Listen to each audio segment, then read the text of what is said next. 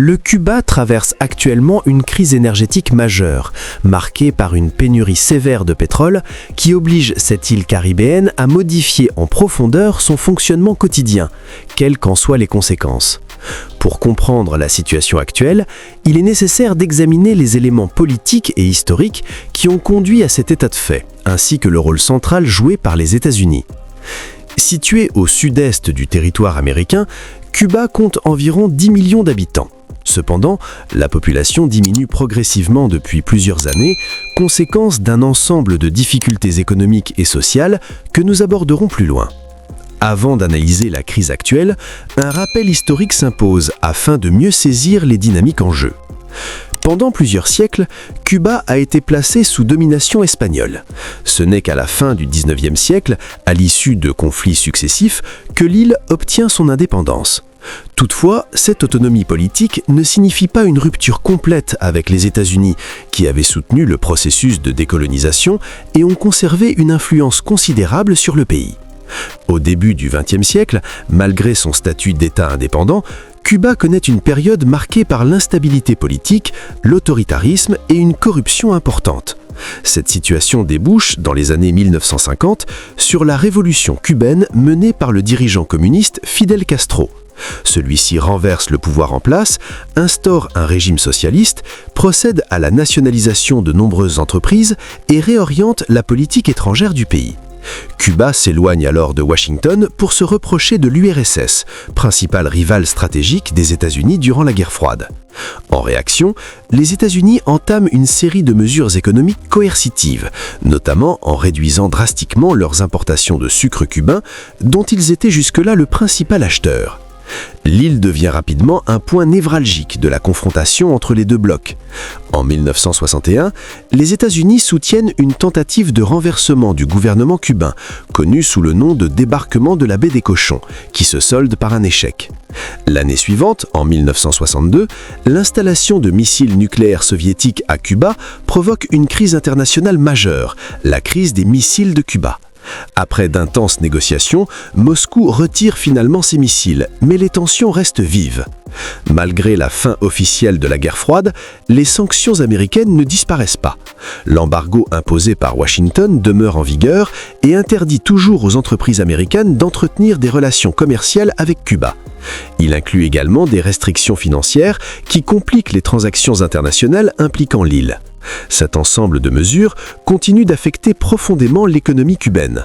Le pays fait face à des manques récurrents de médicaments, de denrées alimentaires, de carburant et d'électricité. Bien que d'autres États puissent légalement commercer avec Cuba, de nombreuses restitutions bancaires internationales hésitent à traiter ces opérations, redoutant d'éventuelles représailles américaines. Les autorités cubaines estiment que l'embargo leur aurait coûté plus de 160 milliards de dollars depuis 1960. Chaque année, l'ONU adopte une résolution appelant à la levée de ces sanctions, considérant qu'elles contreviennent au droit international et portent atteinte aux droits fondamentaux de la population cubaine. Malgré ces prises de position répétées, aucune évolution concrète n'a été observée. C'est dans ce contexte déjà fragilisé que la situation s'est brutalement détériorée à la suite d'une opération militaire américaine menée début janvier au Venezuela qui a abouti à l'enlèvement de Nicolás Maduro. À la suite de cet événement, Donald Trump a affirmé que le pouvoir cubain semblait proche de l'effondrement, insistant sur la vulnérabilité accrue de l'île après la disparition de l'un de ses soutiens majeurs. Cuba entretenait en effet des relations étroites avec le Venezuela, qui constitua son principal fournisseur de pétrole. Cette dépendance énergétique était centrale pour le fonctionnement de l'économie cubaine. Or, depuis la chute de Maduro, les livraisons de brut en provenance du Venezuela ont été interrompues de manière soudaine, aggravant considérablement la crise énergétique déjà existante. La situation s'est encore tendue le 29 janvier, lorsque Donald Trump a signé un décrétant autorisant l'imposition de droits de douane contre les pays exportant du pétrole vers Cuba. Cette décision a eu un effet immédiat. Certains partenaires commerciaux, dont le Mexique, second fournisseur de l'île, ont suspendu leurs expéditions de carburant afin d'éviter d'éventuelles sanctions américaines. Officiellement, Washington justifie ces mesures en affirmant que Cuba représenterait une menace exceptionnelle pour la sécurité nationale des États-Unis. Les autorités américaines reprochent notamment à La Havane de soutenir des puissances considérées comme hostiles, telles que la Russie ou la Chine. Cependant, de nombreux analystes estiment que ces arguments sécuritaires servent principalement de justification politique.